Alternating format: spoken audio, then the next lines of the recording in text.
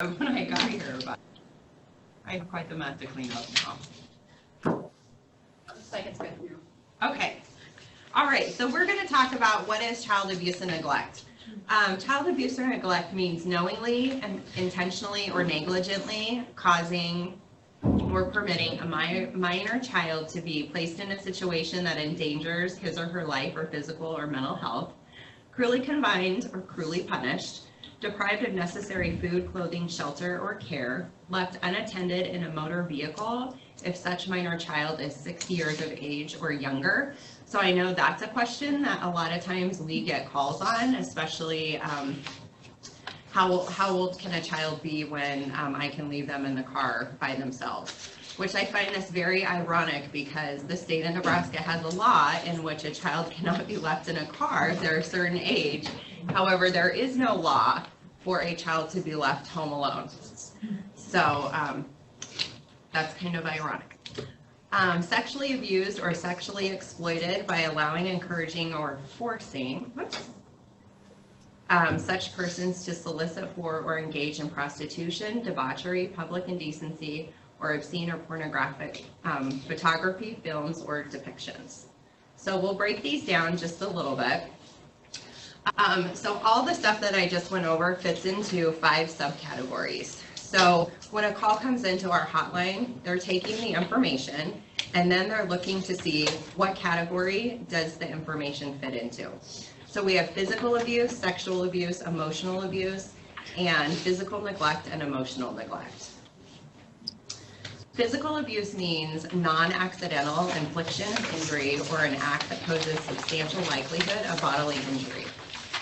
It can be bruises, cuts, welts, abrasions, or lacerations, fractures, subdermal hematomas, dislocations and sprains, internal injuries, injuries to the head, neck, or face area and torso, or hitting and shaking of a young child.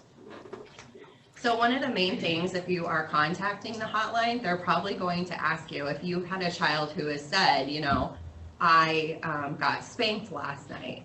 Well, spanking alone does not rise to the level of physical abuse. However, leaving a bruise, that does rise to the level of physical abuse. And so that would be something that the hotline would be asking you for additional information for.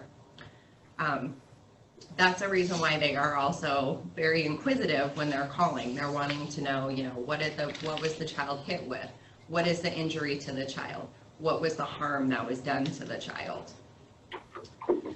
Emotional abuse means that the parent or caregiver demonstrates a pattern of criticizing, rejecting, insulting, isolating, terrorizing, or humiliating the child, resulting in serious emotional or behavioral issues. So that's the key that the hotline is looking for, is that it has to result in a serious emotional or behavioral issue. So they may be asking you, when the parent does do this or the caretaker is doing this, what are the behaviors that follow that child?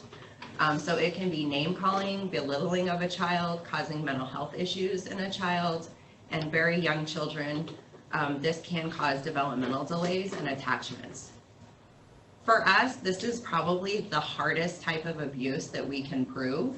We really have to look for a professional, and that's usually a counselor or a psychologist that's done some kind of assessment on the child to say indefinitely that because the parent is doing this, these behaviors are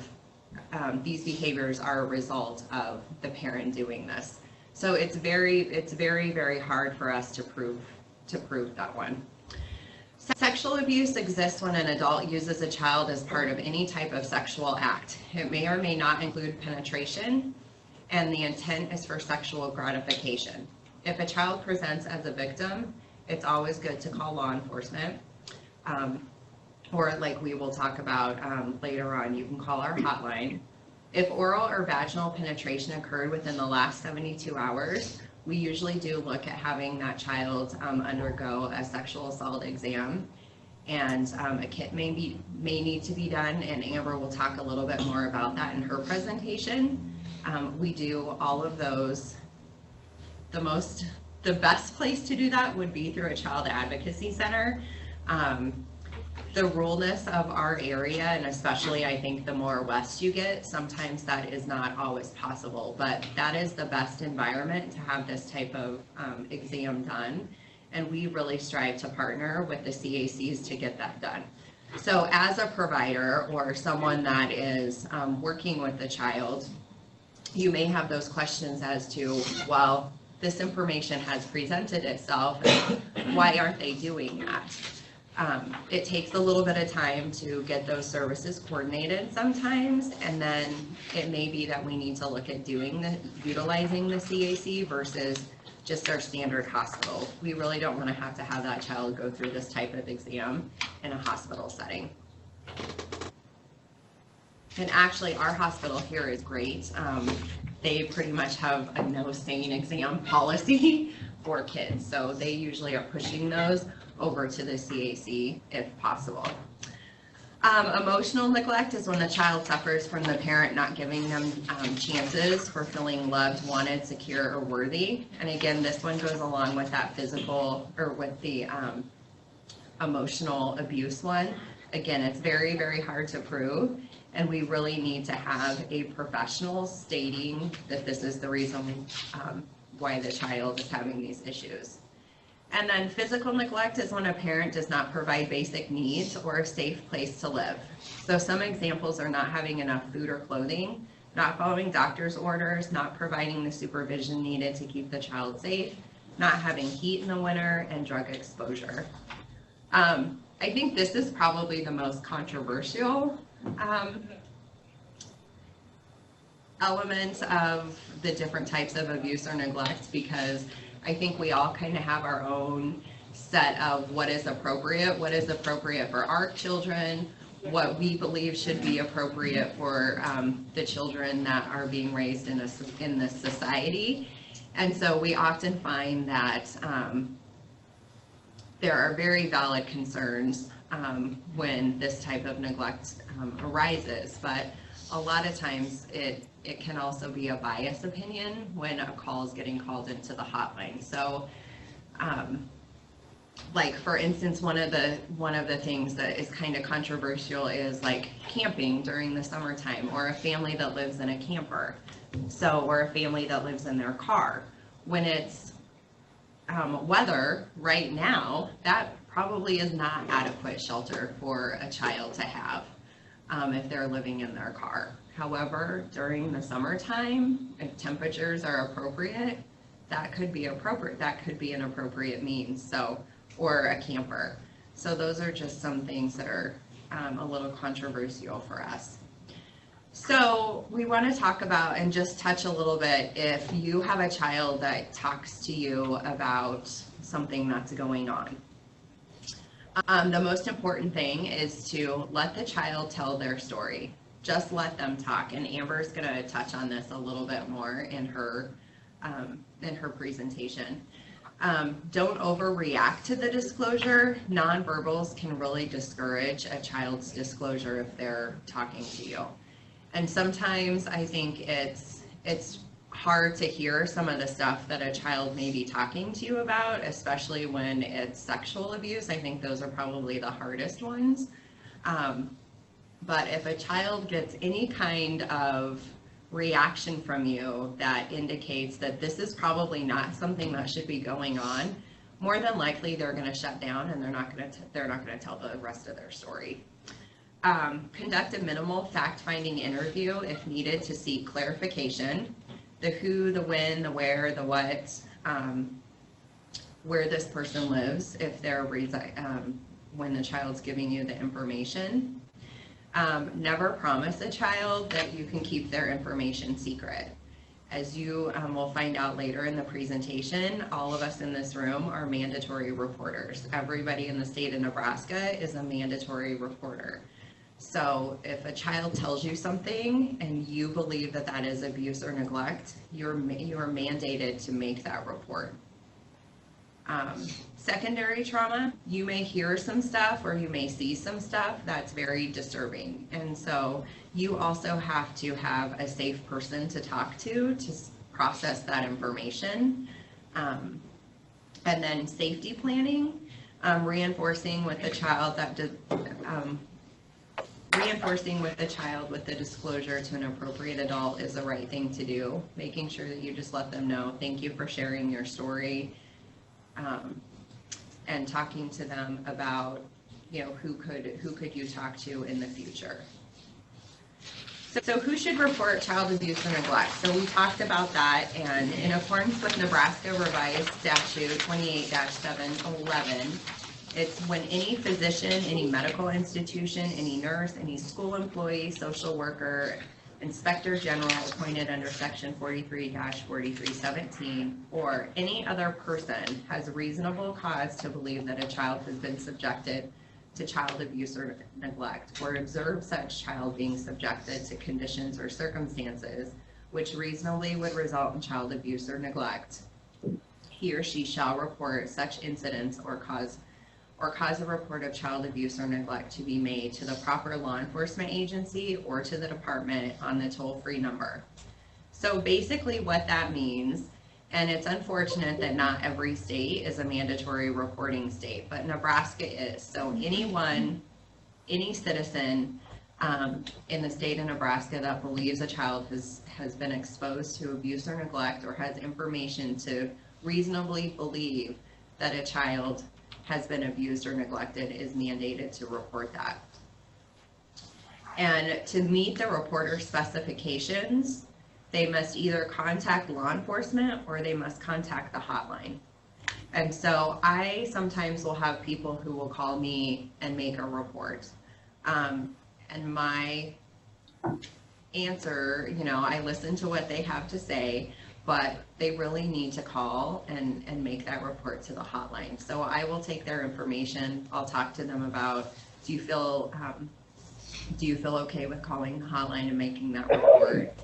And then I will usually let them know that if they don't make their report within, by the end of the day, then I will have to call their report in. So.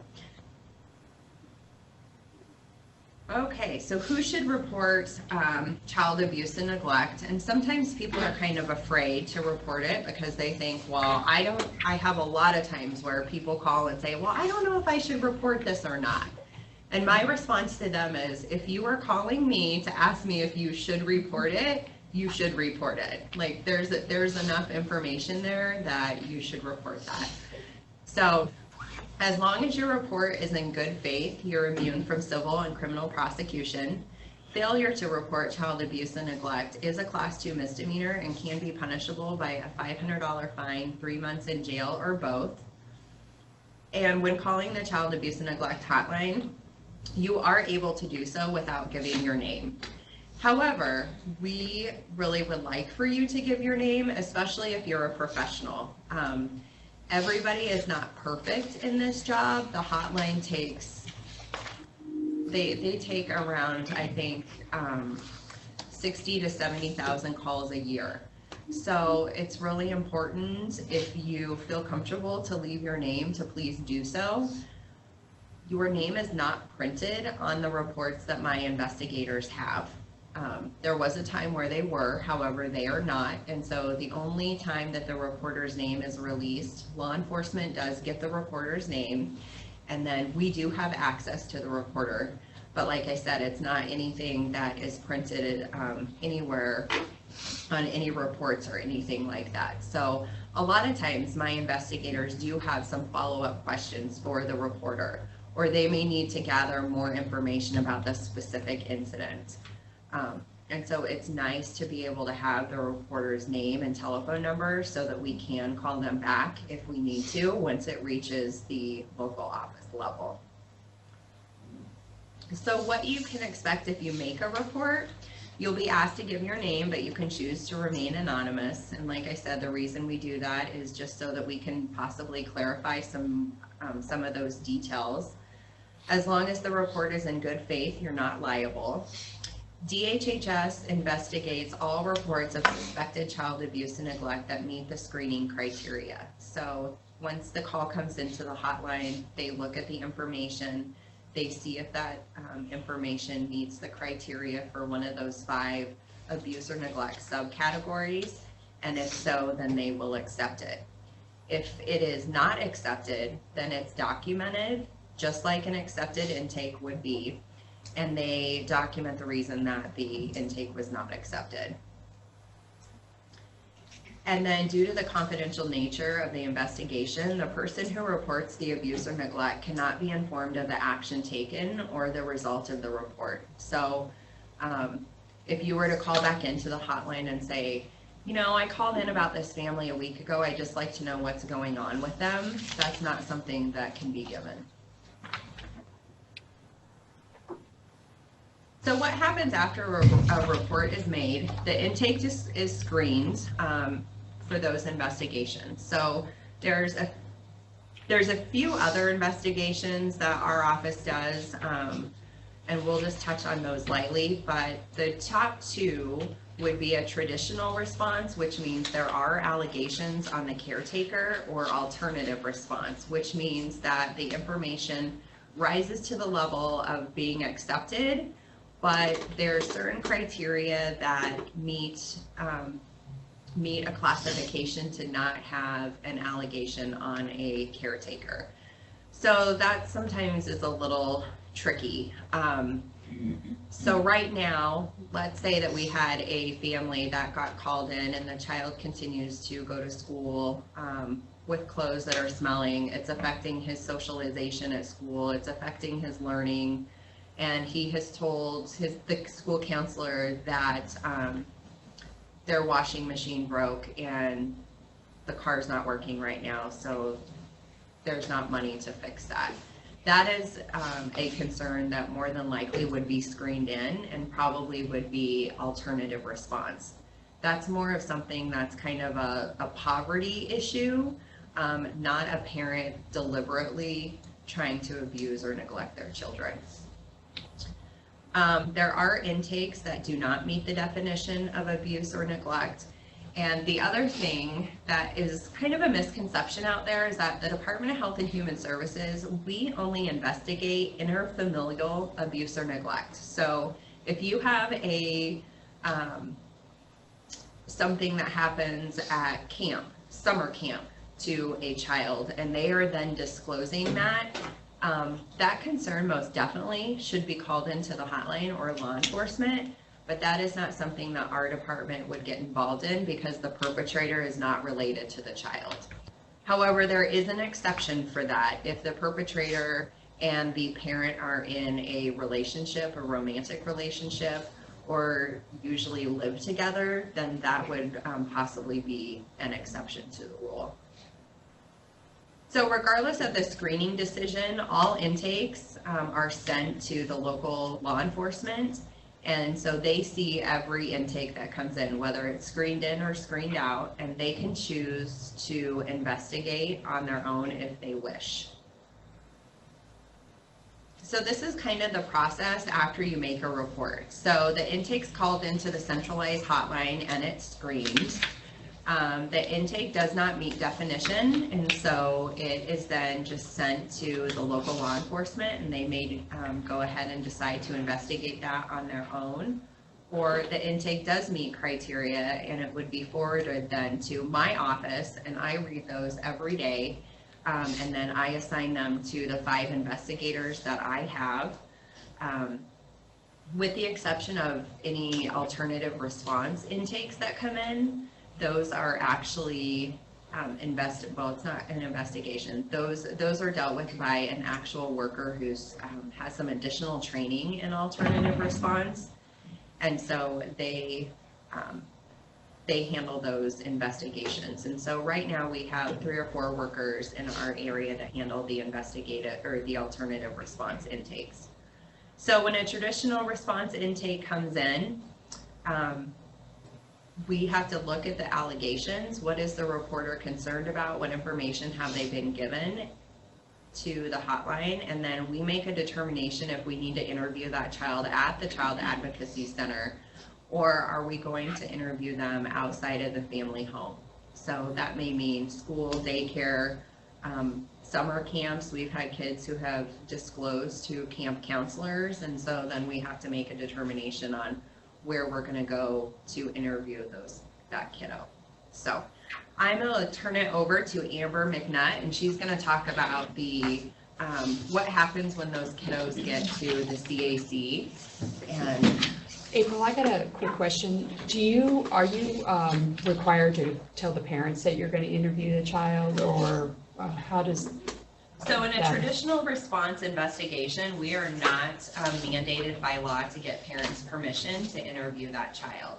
However, we cannot go and pick that child up from like school and take them to the Bridge of Hope if that's where we want to interview them. We would have to, we team up with law enforcement a lot of times, especially for those cases that go over to the Bridge of Hope. And so law enforcement would make a determination on whether or not they are going to go and get that child. Best case scenario is always to see if we can have the non-offending parent, if there is one, bring that child to the CAC so that they're with somebody that they're comfortable, that they know. But you also have to take into consideration what the allegations are, and could that person potentially kind of interfere with your investigation. But for traditional responses, no, we do not have to have the parents' permission. There are some times where we may talk to the non-offending parent. So like if we have a kiddo who goes to moms on certain days and dads on certain days, and the allegations are on mom, we might talk to that dad and say, hey, there's been some concerns in regards to when your kids are at their mom's house. We'd be to bring them in to the CAC for an interview. With alternative response, that is a different level of intervention. So that's really teaming up with a family. And so we do call those families first, and we're actually asking them permission to talk to their children. And we really like to do that in the family home or within their family unit. But we will ask to do that separately from the parents. And sometimes they'll say, yeah, sure, I don't have a problem with that. And sometimes they'll say, no, I'd really like for you to interview my child with me present. And I think it's pretty uncomfortable sometimes for an investigator to sit there and ask questions of the child in front of the parent. But when I was doing investigations, I never changed up the questions that I asked because I had a parent present. Did that answer your question? It does. All right, Amber, take it away, your part. So like April said, my name is Amber McNutt. I am a forensic interview specialist and coordinator at the Bridge of Hope. And I've been there for the last 12 years since we opened our doors. First of all, can I just get a show of hands? How many people have been to the Bridge of Hope, toured, seen the inside at all in the last 12 years?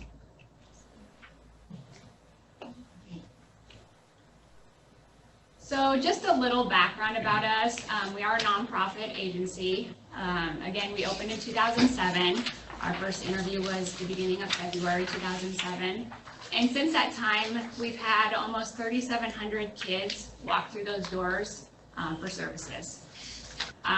We provide a place for them to tell their story, and I don't really like to call it a story. It's their history of abuse.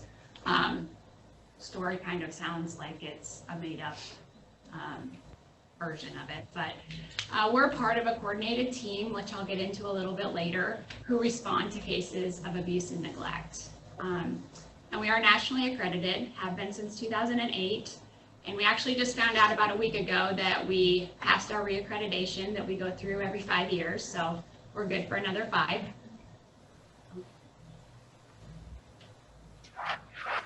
This is a little demonstration of where we've come from. This is kind of how things played out before CACs. Robin, 8 years old, tells a teacher that she's being hurt at home. Teacher asks some questions, send her to the school counselor's office. School counselor hears the whole story. Robin tells her story again, and school counselor asks some questions, brings in the principal. Robin again has to recount her abuse. At that point, the school may choose to call the hotline or law enforcement or both. If they call law enforcement, a patrol officer is going to respond. Talk to the kiddo, see what's going on. Sometimes that even happened in the back of a police car. The law enforcement may say, okay, this kiddo needs to be examined by a doctor, sends them to their family physician.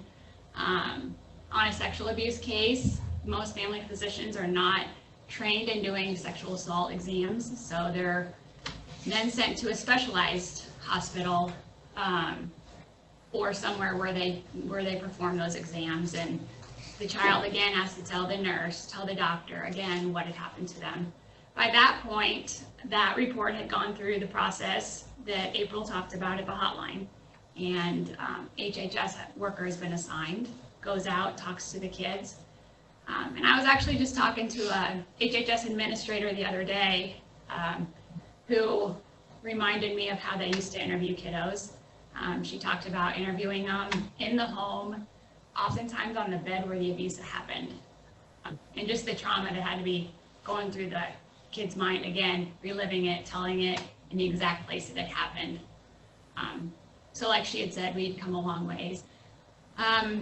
So at that point, the patrol officer went back to the station, left the report, sent the report over to the Criminal Investigations Division. So an investigator responds, child tells a story again, tells their abuse. Then if it goes to prosecution, the prosecutor, county attorneys talking to the kid, finding out what happened, they're recounting it again. The kiddo's referred to counseling, telling the counselor the whole story again.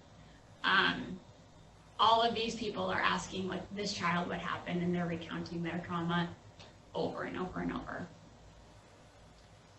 And this is how it looks now. Kiddo reports to teacher that they're being hurt at home. Teacher calls a hotline, because that teacher's a mandatory reporter, like April had talked about. And HHS, law enforcement coordinate with each other in the CAC to schedule an interview for the kiddo at the CAC. Non-offending parent brings the kid to the CAC, and the forensic interviewer is the only one that talks to that kiddo in the interview room with law enforcement, HHS, sometimes the county attorney, sometimes the sexual assault nurse examiner, if there's going to be an exam. They're sitting in the observation room watching that disclosure live, getting the same exact information, and not having to repeatedly ask this kiddo to recount their trauma. And if there is a medical exam that's done, the kiddo is transitioned across the hallway to a medical exam room. That nurse had already got the medical history because they were sitting in on that interview, watching it, so they don't have to, again, ask that kiddo to recount their abuse. While all this is going on upstairs, downstairs, that parent, that non-offending caregiver is talking to an advocate, getting resources, they're doing referrals. That advocate's kind of walking them through the process of what's going to happen from here, answering any questions that they might have, and they can link that child up to a trauma-informed therapist. So that kiddo has a lot less people to talk to, a lot less times to have to relive that trauma. And this is just to reiterate what April had talked about making a report, and that reporters are not investigators. You do not have to prove abuse to report it. It is not your job to investigate any kind of abuse. Just that minimal fact interviewing, which I have cards here on exactly what that minimal fact interview is. Just what happened, tell me what happened, very open-ended question. Let the kiddo talk. Don't ask for the details. You don't need the details to report it. And when it happened, and that's gonna make a difference on the priority response. If it happened in the last 72 hours as opposed to happened 2 years ago, it's going to depend on how fast that response is and who did the abuse. Is it a grown-up or is it a child? We see a lot of kid-on-kid sexually acting out. So was it a kid or was it a adult that was a perpetrator? And does that person live with them? Again, that's going to make a huge difference on the priority. If it's mom's boyfriend who's in the home where that child's going to go back to, as opposed to Uncle Sam who lives in Arizona and the abuse happened 2 years ago. Still going to be investigated, but the response time doesn't need to be immediately right now.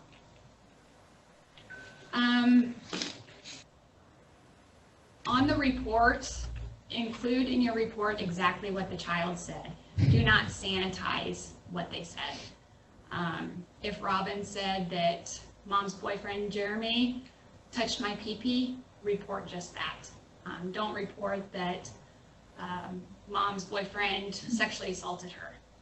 What does that mean? It can mean many different things. So it's really important for us to know when we're interviewing the kid what exactly the child reported. And just like April said, be honest with your intentions to report. Don't ever tell the kiddo that you promise that you won't report or anything like that. That will just lead to them feeling deceived and lied to, which can be problematic down the road. And just when you're making the report, make sure that kid's in a safe place and not overhearing those adult conversations. If the child's older, you might include them in reporting, making that call to the hotline. But for those itty bitty kids, just do it outside of their hearing.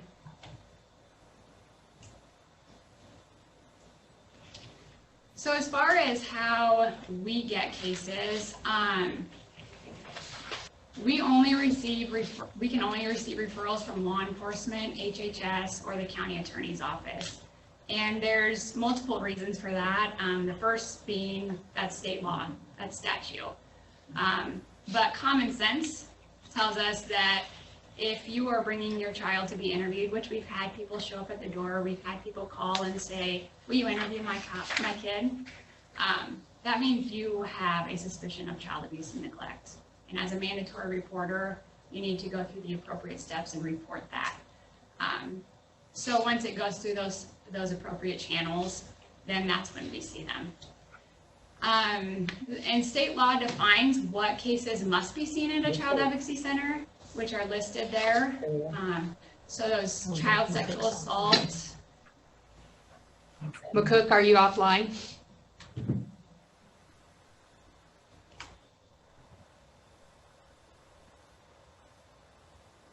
Amber, tell them to wave if they can hear us. Can you guys wave if you can hear us? There's a hand. This one, McCook. Yeah, they're right. McCook, can you hear us? No.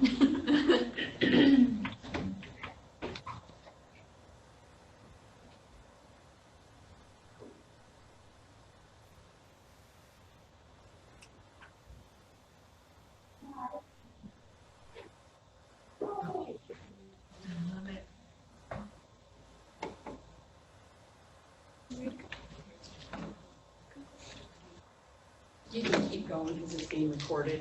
Oh, okay. So those cases that are required to come to the CAC, the child sexual assaults, that can range anywhere from child pornography, solicitation, sexual assault of a child, human trafficking, serious neglect, witness to a violent crime, so any felony crime, including domestic violence, serious physical abuse, those kids that are in a drug-endangered environment, and any child recovered from a kidnapping. Those are the required cases. I will tell you, we see a lot more than that if HHS or law enforcement requests that we interview a child on any allegation. We do that. There are 7 CACs across the state. Each county in our state is covered by a child advocacy center. We serve 15 counties, and we're in the orange there is our service area. And in addition to those 7 post offices, there's also 10 satellite CACs. We have one in Ogallala. It's the only satellite that we have.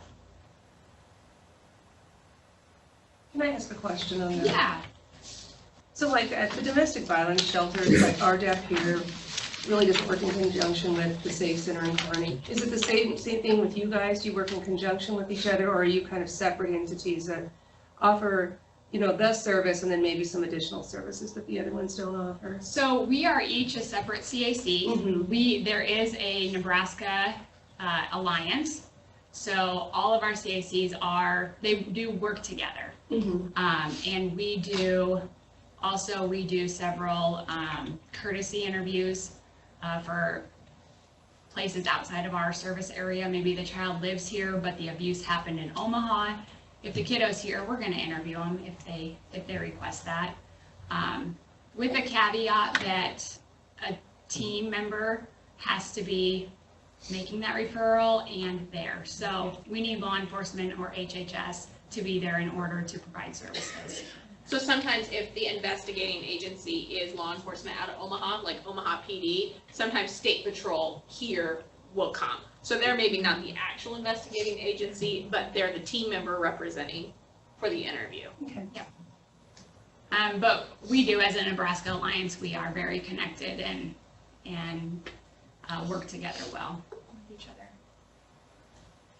So that coordinated team approach involves all of these different disciplines. We work with the county attorney, CACs, law enforcement agencies within our service area, so all of the police departments, sheriff's office, state patrol, Department of Health and Human Services, medical professionals, our sexual assault nurse examiners, mental health professionals.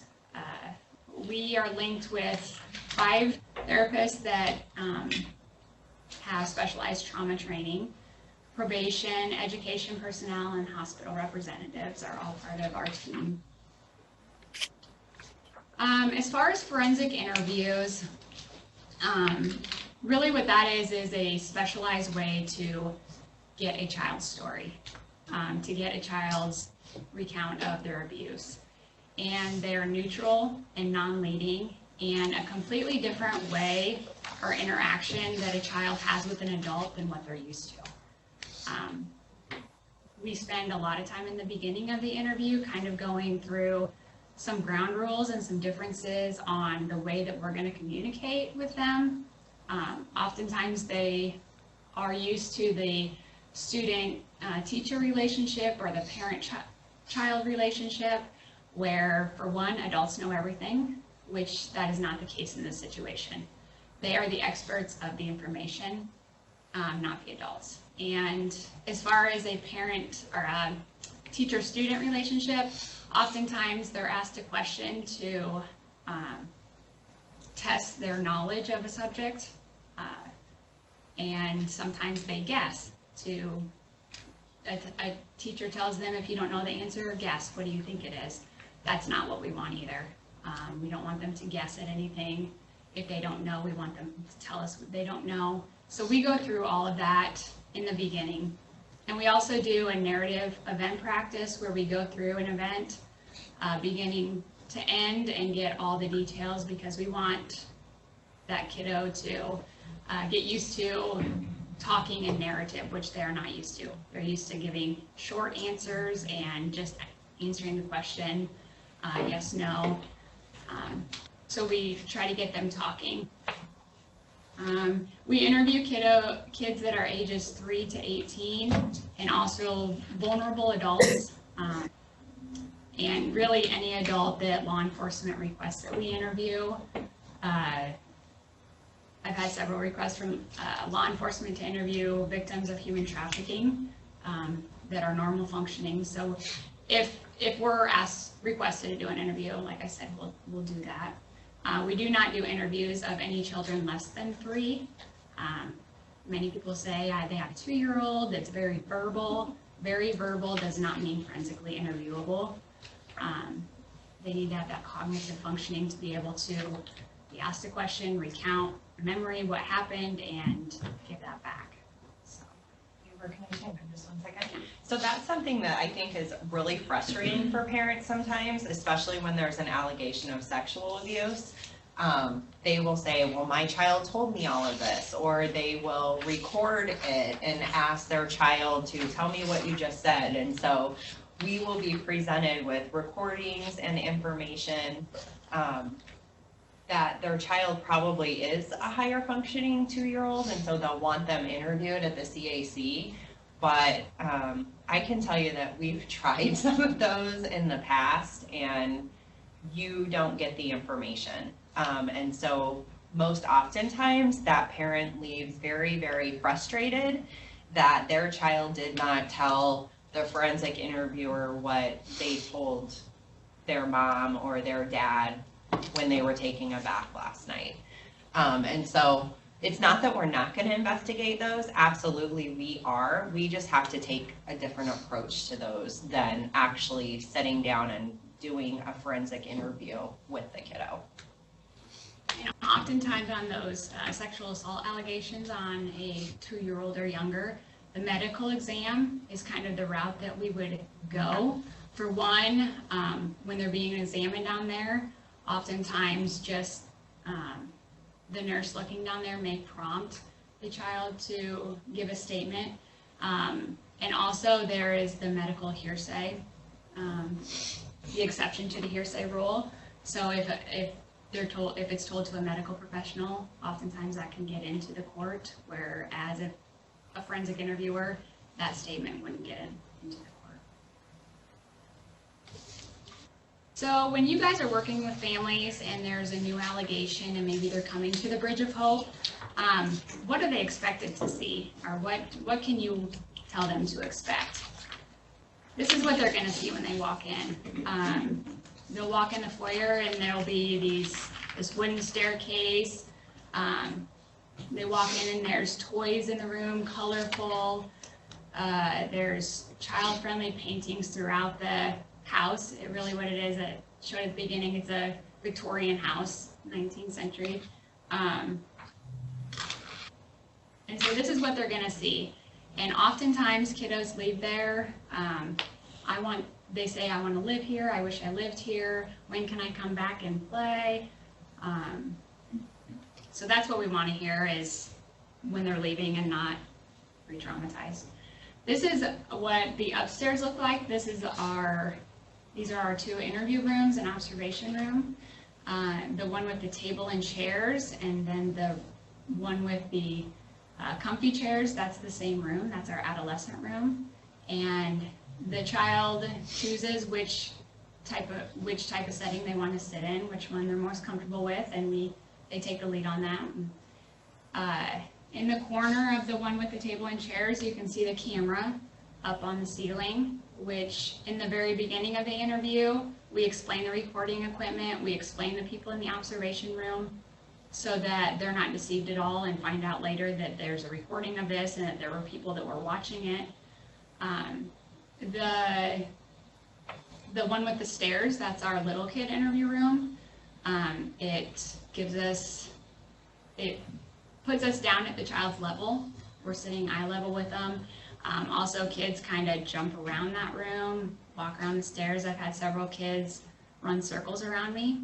As long as they're talking, I'm fine with it. Sometimes that's just what they need to feel comfortable to talk. The other room at the bottom is our observation room. That's where our team is, our law enforcement, our HHS, our medical people, watching the interview as it's going on. And towards the end of the interview, I'll go in and see, kind of staff things with that team and see if they have any additional questions for the child or additional information that they need to know for their investigation. And then I'll go in and finish up the interview. Did you try to join this specific meeting already? If a medical is needed, again, that nurse, a sexual assault nurse examiner, will be in the observation room listening to that medical history. Was this Dr. Wendy Gossett? Yeah. Okay. That's it, so we're in the right one. But now there's no Can't do sound. anything. Can you hear us, McCook? Now can you fill up that McCook, can you hear us? little icons? We'll transition the child right across the hallway to the medical exam and introduce them to the nurse. And there's those acute exams, which April had touched on, for a prepubescent child, that is with the assault happened within the last 72 hours.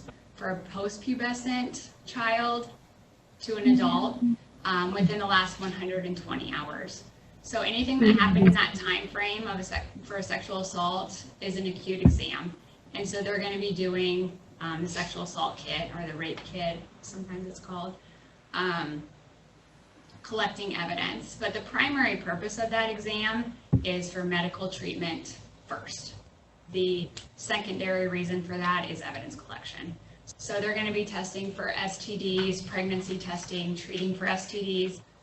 I shouldn't say testing for STDs. They just treat. They treat us for STDs. Those non-acute, and then with that kind of white machine there, that's called a colposcope. And that is a camera that magnifies up to 15 times. And so they can look for injuries in the genital area to see if there's any kind of acute trauma or healed trauma. Non-acute exams are anything over that time frame. So they're going to do everything the same except for that collection of evidence.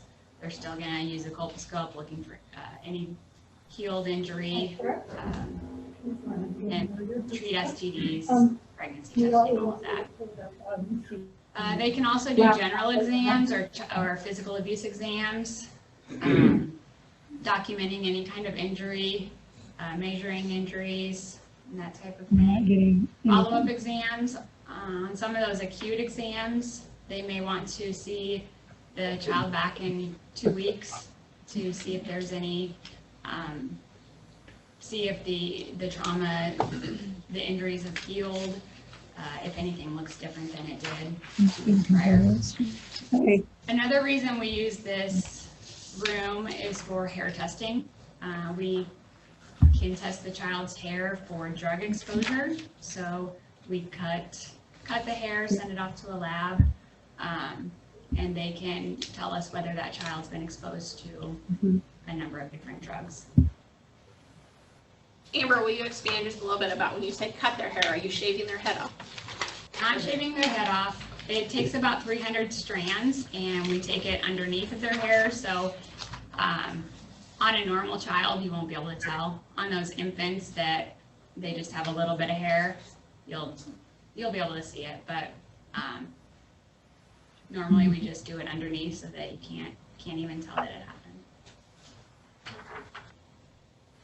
So that, I just want to clarify, for the hair testing, that is a service also that has to be referred. So sometimes we'll just have general public who will call and say, I would like to get my child hair follicle tested.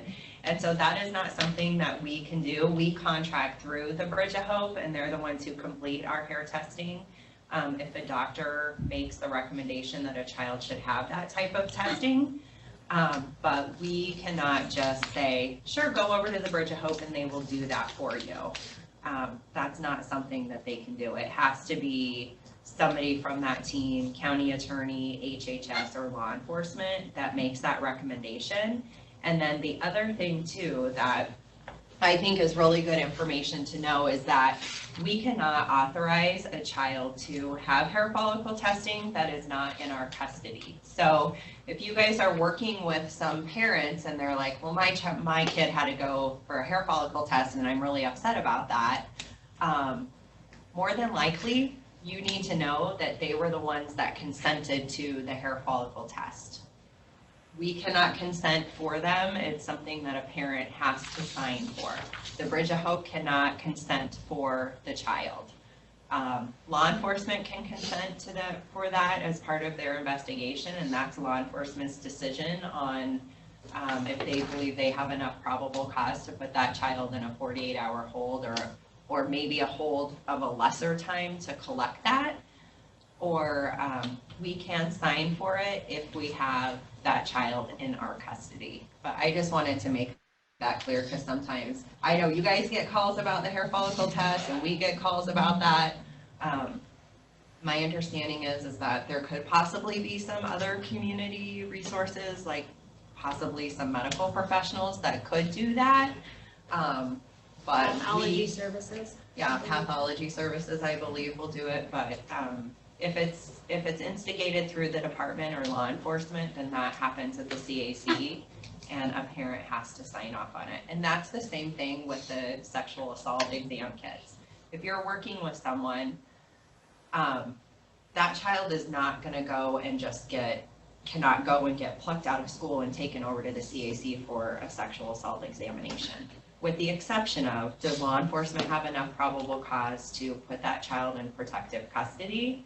Then they could in fact do that.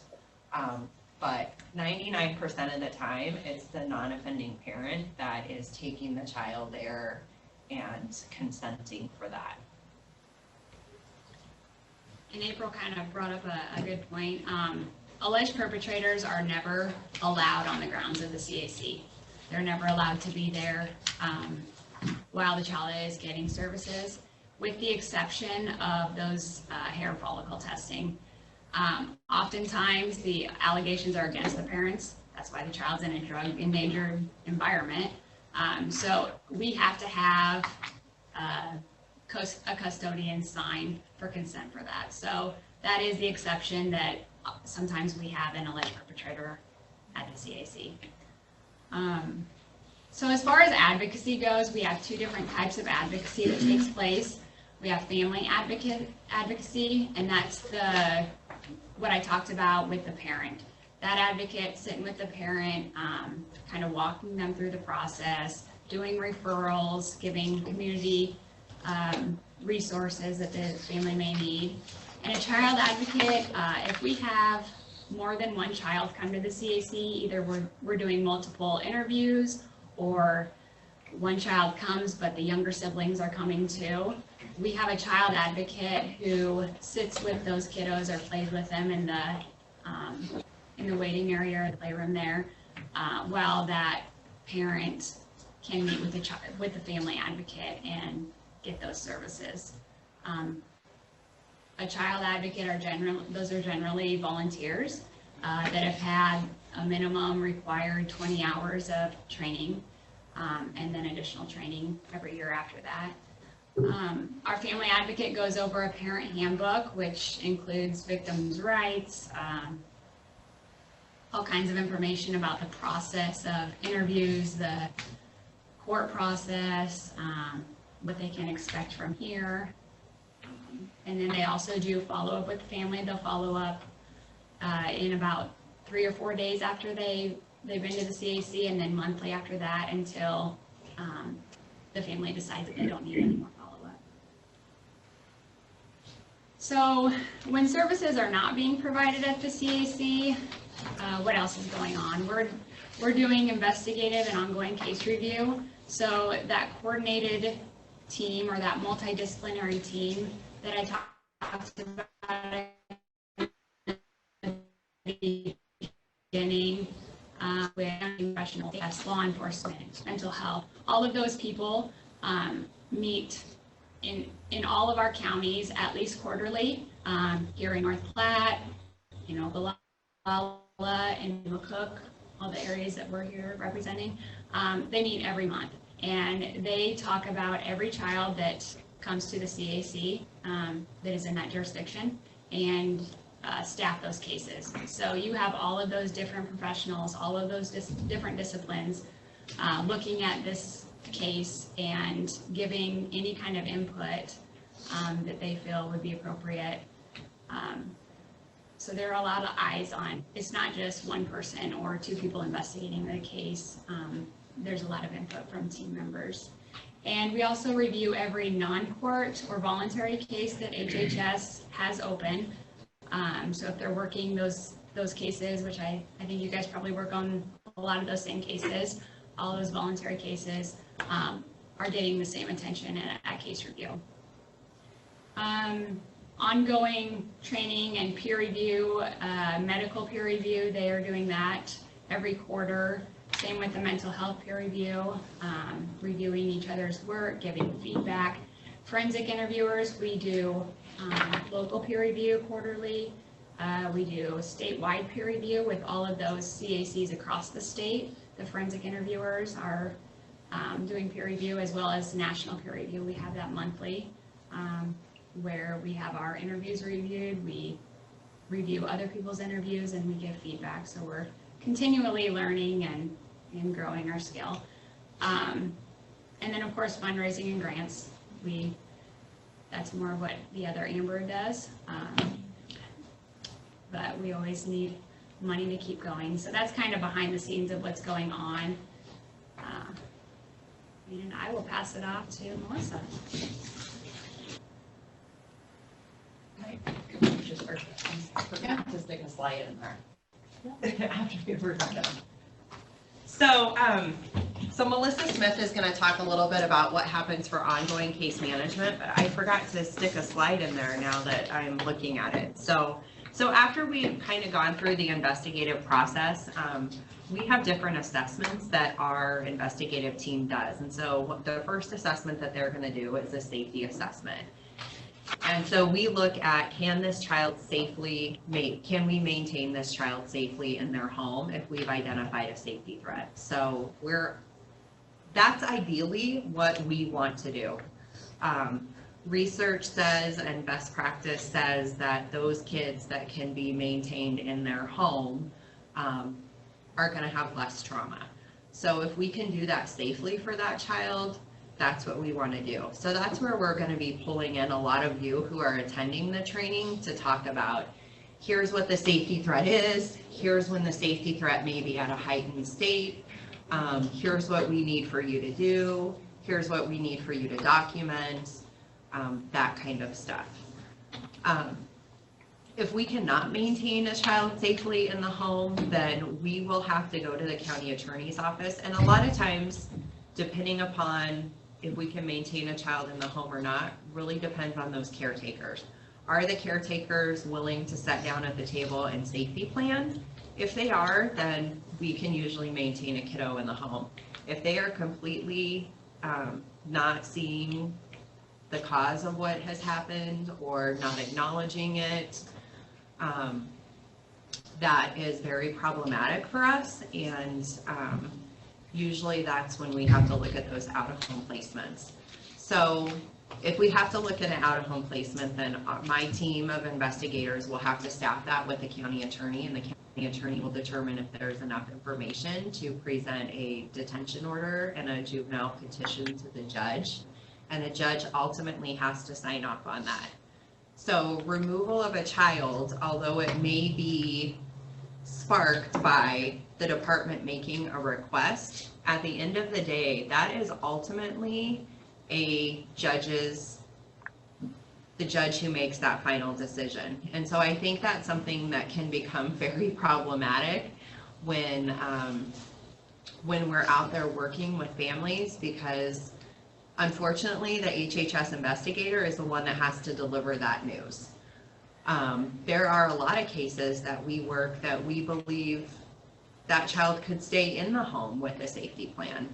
But like I said, at the end of the day, some of those decisions are not HHS decisions. And so I think especially for those of you who are in the home that do family support, you know, being able to understand this process and understand how the decision is made to either remain in the home or not remain in the home, that is something that I think you guys have a great deal of, that you guys can help with immensely, because if you understand the process, hopefully you guys, it usually appears that family support worker is able to kind of maintain that first connection, make that connection with those parents first and foremost, to kind of sit down and talk to them about, hey, here's what they're seeing, here's the reason why that came to their attention, here's the process that happens. Because a lot of times when we're going out and we're having to do a removal, it's traumatic for the child, it's traumatic for the parents, and unfortunately, you know, they may not understand what's going on, and I don't think it's because they don't want to understand. They're just processing trauma too, and so everybody processes the trauma a little bit differently. So I just wanted to put that in there, that that's kind of how those cases, when we're moving to the ongoing case management, like what Melissa's going to talk about, how those decisions are made. And that's one area where I think you guys can really help HHS by talking to them and saying, you know what, this happened. Ultimately, you know, it wasn't HHS that removed your child. It was, you know, the team looked at everything. They weren't able to safety plan. And a judge signed the order stating that your child needed to be removed. So now that we're there, how are we going to get things back on track? How can we get things moving so that your kids can come back home? So I'll let Melissa talk about kind of what that looks like and how you guys can provide that support to those families.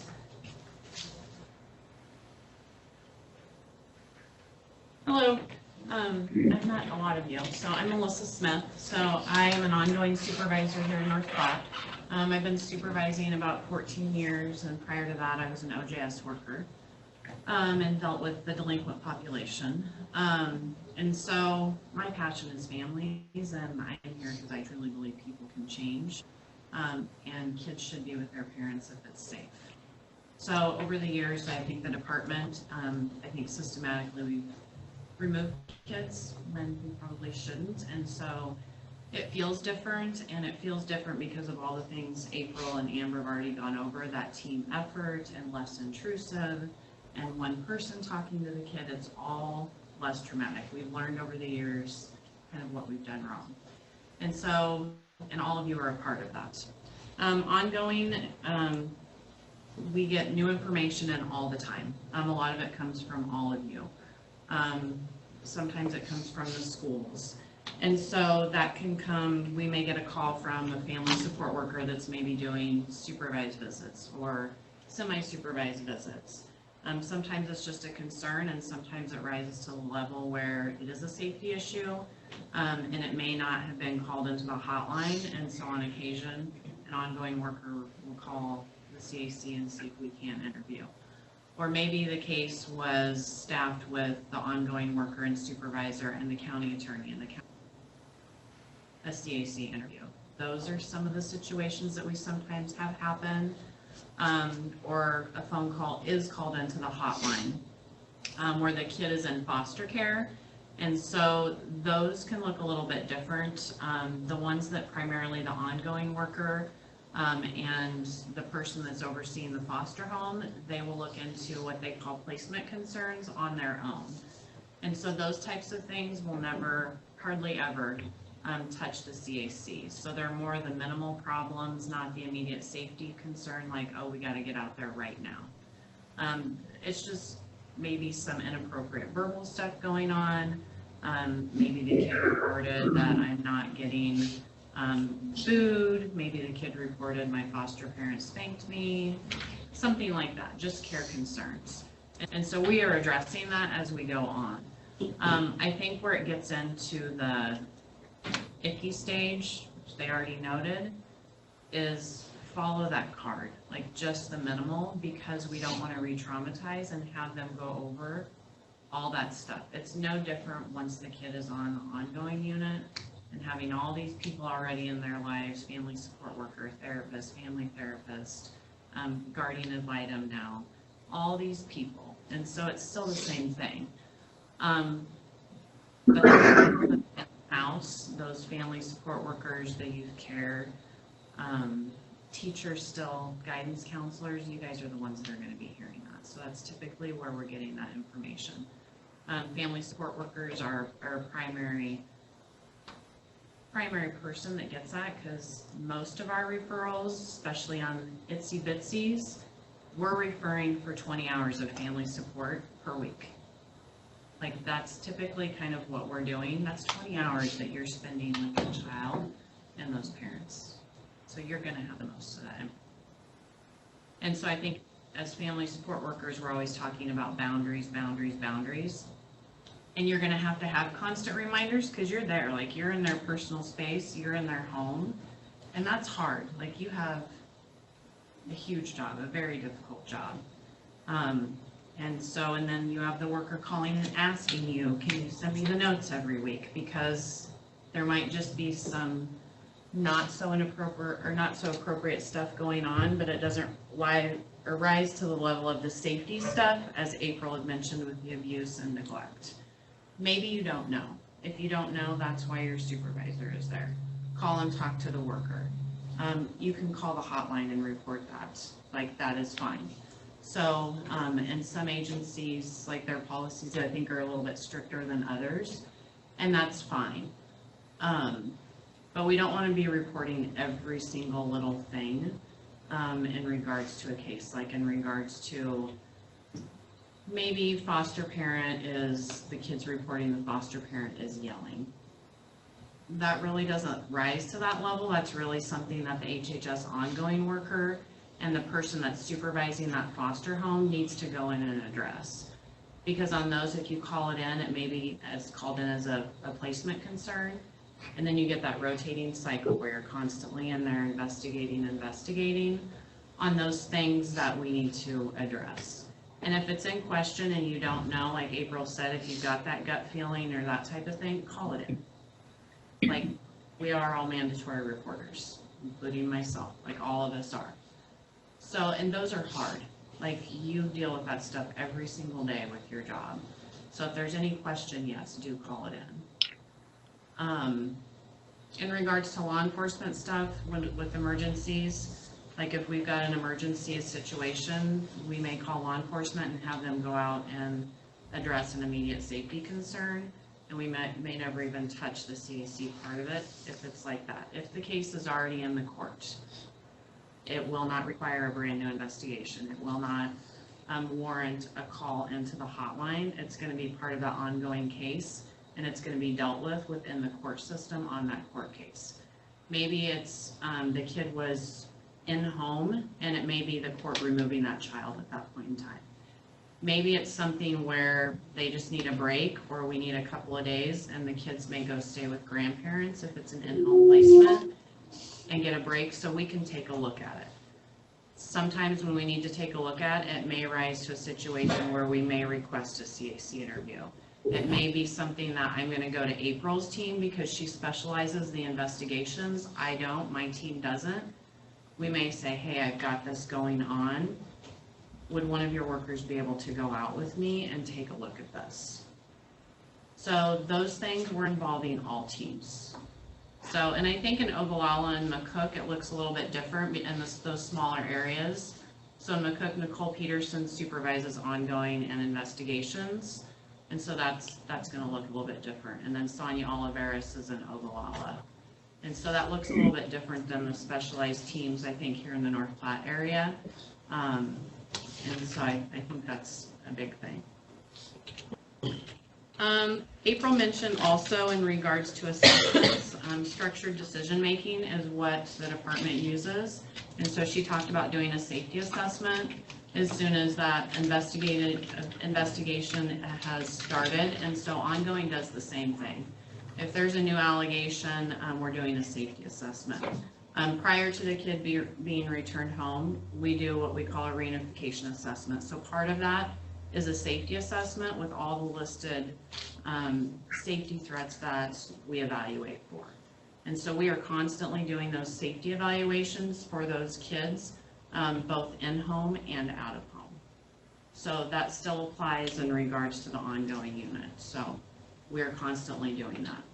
If you've been to court, you may have heard some of that language in regards to being used. And so that's what really guides our work in everything we do, whether it be a brand new investigation or we've had the case for a few months and there's a new safety issue. It's the same process. We're still looking at those allegations. Other stuff I missed that can tie in? No, I just think some of the things, oh, go ahead. Yep. So one of the things that I do at my agency is I'm in charge of looking at the training for our staff. And so I hear a lot with our newbies, when they have cases that come close to the reunification, they sometimes feel like it should move faster than what DHS does.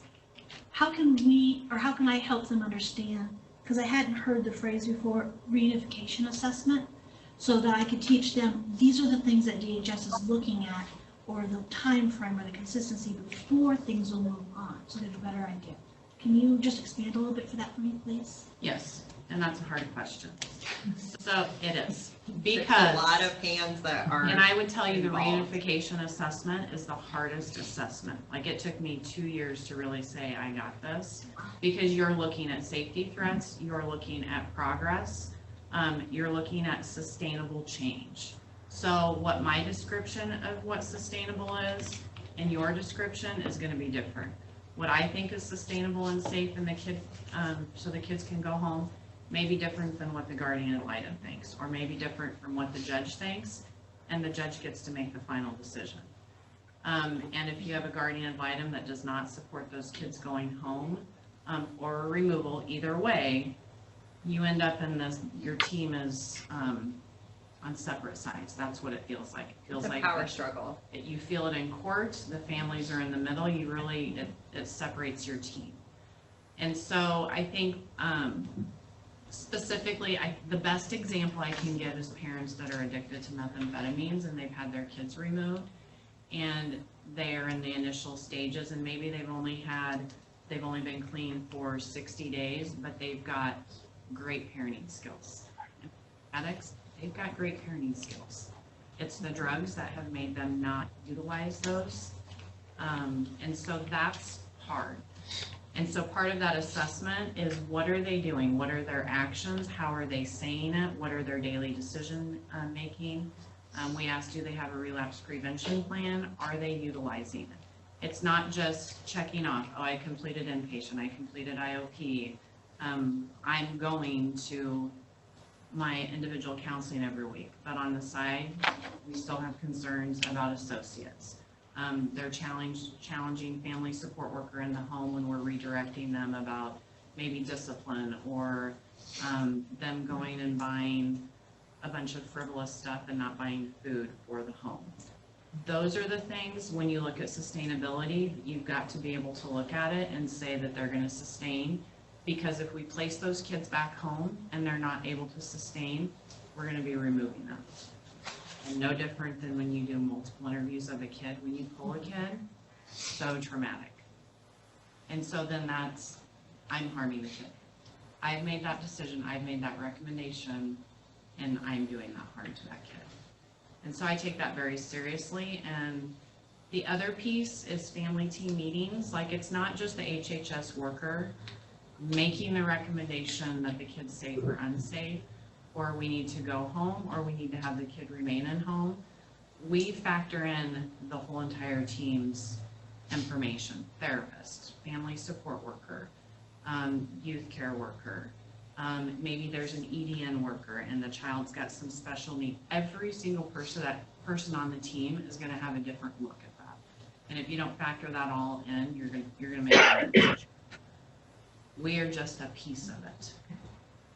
And so that's what we want. Yeah, those parents, they can have a copy of their reunification assessment. They can ask for that. And to be honest, we probably haven't done a great job with providing our assessments. Even, that's one of the things that our focus is at HHS for this next year, is really sitting down with parents and talking to them about the assessments that we're doing. Because in the past, they haven't seen that. They haven't seen it at my stage or Melissa's stage. And so we're really going to want to be talking to them a lot more about that. And so I think that would be a catalyst to have your family support workers, well, why don't you request a copy of that? Have you seen your reunification assessment? Can we sit down and look at that?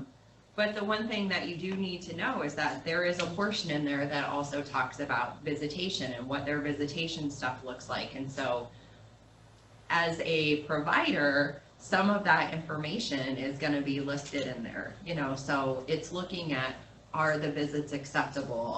Is the parent meeting those visitations, the requirements, those types of things.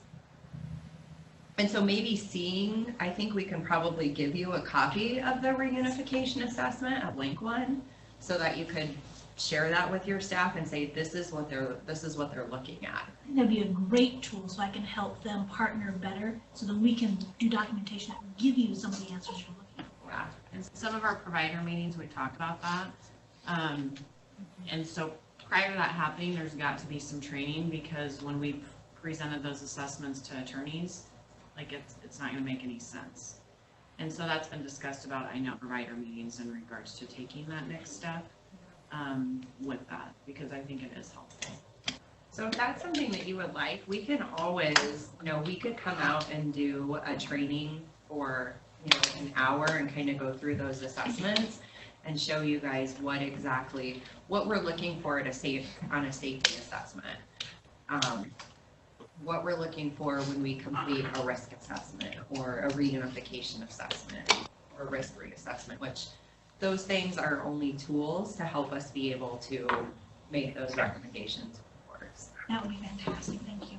I think the biggest red flag that's come up, and I would say in the last couple of years, because things have changed so much, I mean, we all know that. But we've gotten like emails or maybe a letter or specific documentation in provider notes about, this kid is safe, this kid should go home. Not appropriate. All that stuff, whatever you guys write in the reports, regardless of what type of provider you are, it can go to the courts. So what happens when that occurs, county attorney's calling me, guardian ad litem's calling me, what is going on, that type of thing. And so your bit or your view on the family, is there safety concerns going on in the visit? Is the kid being fed? Is the discipline happening appropriately? Are they responding to the 9-month-old in regards to a nurturing aspect? Are they responding to the child? Is there inappropriate people around? Are they showing up for their visits? Is mom sleeping during the visit and dad is awake? Those are the things that we're looking at, not in regards to making the decision is this safe or unsafe. You make the decision on the visit if your family support worker is supervising that. Is that setting safe? And if they're in question, they're typically calling their supervisor. This is what I've got. If you've got a dad that's high on methamphetamines at a visit, screaming and yelling, you're gonna call the visit. So you may have to call law enforcement. Like, that's the safety decision you're making in that setting, not the safety assessment for the kid to go home or not to go home. That's a whole bigger deal. So, and that's a boundary thing. And like I said, you're the one spending hours and hours and hours with that family, not the worker, and so that's hard to really keep a gauge on. And so I think that's important to speak with your coworkers and your supervisor, because you have a huge, huge job. And I think it's really important to kind of remain neutral. You're a neutral party.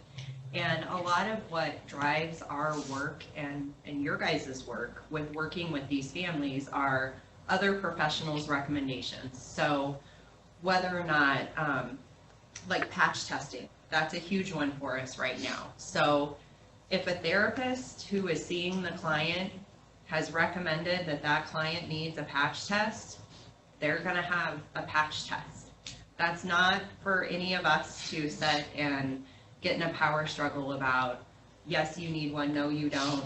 Your professional that specializes in drug and alcohol issues has said that this is what you need. And so this is what we're going to be doing. Or the kid's psychologist has said, this is the level of intervention the kid needs. And so this is what we're going to be looking at. I think sometimes those power struggles ensue and it creates a whole lot of chaos that doesn't need to happen for the family.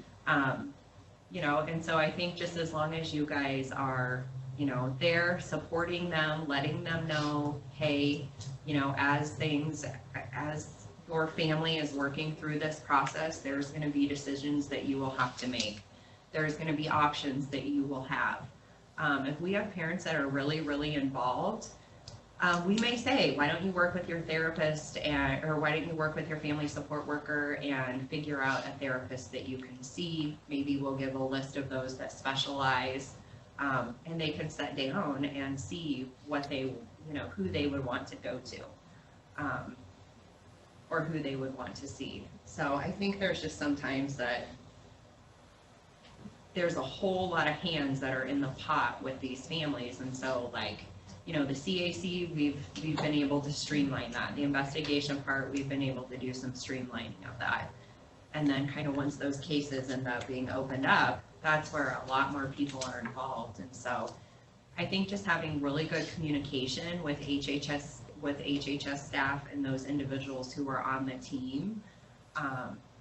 And hopefully those parents have signed releases so that people on the team can be able to talk to one another. And it's not just having to happen at the family team meeting. I think those are big things too, just the communication. It's huge. And so anybody in the state of Nebraska right now know that patch testing is a hot topic, right? So every professional has a different opinion, and so it really doesn't matter. So we're recommending what the therapist is recommending, but we all follow court orders. So in Lincoln County, there's typically a court order. A lot of other judges, and so are we going to request to have that changed? But sometimes it's not. So with that being said, we all have a personal opinion, right? Does that have a place working with families? Your personal opinion? No. And so we all have to be aware of our own biases. And we have a professional opinion, and we utilize the team as to what's in the best interest of the child. And so I charge my workers, which all of you work with, we are charged with safety, permanency, and well-being. Those are the three things. And that should always be the main focus. And so that's what we're charged with by our state government as well as our federal government, is those three things. And so that kind of helps narrow it, because you've got 100 things. So when you've got that going on, what's safe for the kid? It's not what's safe for the parents, what's safe for the kid. That's first and foremost with all of us. I have a quick question on the reunification assessment. So does that assessment also tell what kind of family support you're going to be doing after the kids go home? Because some cases we've had, there's really not any, and other ones we've had for a couple of months, family support will still go in after the kids have got home. Does that assessment show like what the unique situation is and how much family support will go in after the kids go back home? So it doesn't describe services and how much services. So that decision should be made at your family team meeting in regards to what's the plan. And there should always be a plan for a crisis. What's your crisis plan if mom or dad relapses? Like I'm a huge piece with that, because we all know it's gonna happen. We don't wanna pull the kids. What's our plan? Gonna be grandma or grandpa? What's the relapse prevention plan? And you're saying that with your legal parties there, with guardian ad litem at the table, with mom's attorney, dad's attorney, so you don't end up with more disruption. It's not gonna be pretty. Like that's everybody's life. Life is gonna happen. And so it's not prescriptive. It's really about the safety piece. It has the parenting piece in there in regards to if they're doing good parenting, that's gonna push more towards the reunification. So the services is really prescribed based upon what that family needs. Individualized based on things. Maybe they need 15 hours of family support in that home once those kids. Maybe you have two teenagers that are also involved with probation, and mom is a single parent and she's struggling in the evenings because of the behavioral problems, and maybe there's a baby too. So you're gonna want some time in there with family support in the evenings to hit those critical hours to manage for your safety stuff. Maybe it's in the morning. Maybe your child has a significant mental health disorder. He's got a 504 plan with the school, and getting that kid up and going in the mornings. Maybe there's been something physical that's happened. Mom smacked the kid or something in the past. We know that morning time is critical. So we're going to target that. That's your safety window. That's what we want to address, is right there. It's different for every family. So, and we don't want a prescription either. We want to basically respond to the kids' needs and the parents' needs. And so you're going to be discussing that at your family team meeting. You need to be planful, you need to be thoughtful, and we want to be least restrictive. Because if we go overboard, we're going to be the ones making it worse. We're going to be creating safety issues. And I think we're also doing a better job now about looking at those informal supports and how we can pull them in. So maybe we do need the family support in the mornings, but at night, the neighbor's coming over to check, or grandma and grandpa are coming over to check. And so it can look a little bit different. It could stay the same. You know, maybe it's maybe they've determined that, hey, we need to have the same amount of hours for right now, or maybe it's like, we need to increase the hours just a little bit to get us through the first couple of weeks.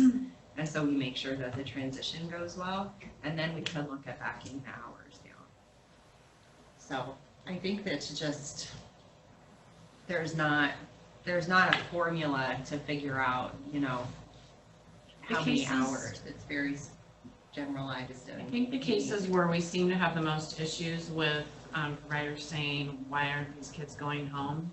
If we've got kids that have been in care before and they've come back in, we're gonna take it pretty darn slow. Because we're already at maybe second, third, fourth removal on our second case in. We haven't gotten it right somewhere. So we're gonna make sure that we go slow. The other ones that go really slow is if you've got a significant injury, like an unexplained injury, like a baby with a broken leg, and we still have never been able to figure out who's broken the baby's leg. Like those are ones that linger. I don't know how else to say that. And you still haven't really identified the safety piece, and those are problematic. And we're constantly staffing internally with teams about those. If we have an unexplained injury with an unknown perpetrator, it's gonna move really slow. Especially a brain bleed, any kind of spiral fracture, which would be indicative of physical force being used on a child. Those cases go pretty slow. You see parent frustration when the kids have gone home and they think we're done. You know, I mean, they don't see why we're still there. I mean, we understand why we're still there, and it's just it's just been based on individual families, because sometimes we won't even, once the kids are home, we don't even go in at all. I mean, they're done. But other ones, you know, we're still there. They want to get on with their lives, which we see, but absolutely, it's important, so. Yeah, and it's intrusive to have somebody else in your home, and so I think, you guys will also probably hear us, well, you will hear us, not probably. We are working on a new enhancement tool with the department. It's called Safety Organized Practice. And so it's something that will be rolling out the end of this year and the first part of next year. I know just enough to be dangerous with the information. But it's something that it's really going to be looking at utilizing the family, their components, who they have as supports, to hopefully maintain more children in the home. And so that's something that's going to be coming. Like I said, and Amber and I talked about, and it's up there on the screen, you know, we discuss a lot of these cases through the state statute that allows us to discuss these at LB 1184. And so sometimes everybody is not always on the same page, and that's okay, but it's definitely a forum so that we can sit and discuss, you know, what needs to happen or what those next steps are. So Safety Organized Practice has some different tools that I think will enhance our structured decision making. And you know, the push really right now is to safely maintain those children in the home with services. Unfortunately, a vast amount of our cases right now involve methamphetamine and methamphetamine exposure. One of the things that does happen at the CAC is that when they're doing hair follicle testing, we can tell if that kid has been exposed, or we can tell if kids have ingested. And although you would think the ingestion rate should be very, very low or nothing at all, like we're seeing it. We just had a case last week where a child got a hold of some marijuana and ate it. And, you know, it's unfortunate, and it's something that didn't have to happen, and ultimately it comes down to some supervision stuff. But the drugs right now are a huge thing, and you know, the drive right now is to service those parents within the community too. But we also know with methamphetamine, it is something that takes a long, long time to really be able to say, I'm sober and I don't have an issue with that right now.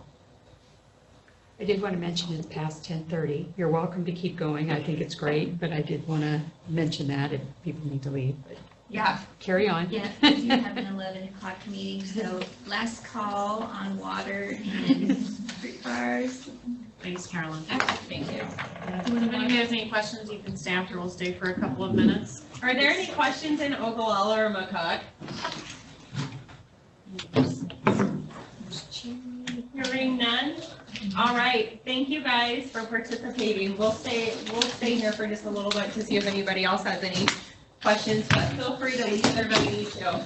Make sure you sign the sign-in sheet. Oh, I have, please don't leave yet. I have your certificate. So I'm just gonna kind of put them here. I'll pass them out. There you go. Okay, Cash. Right You. Thank you.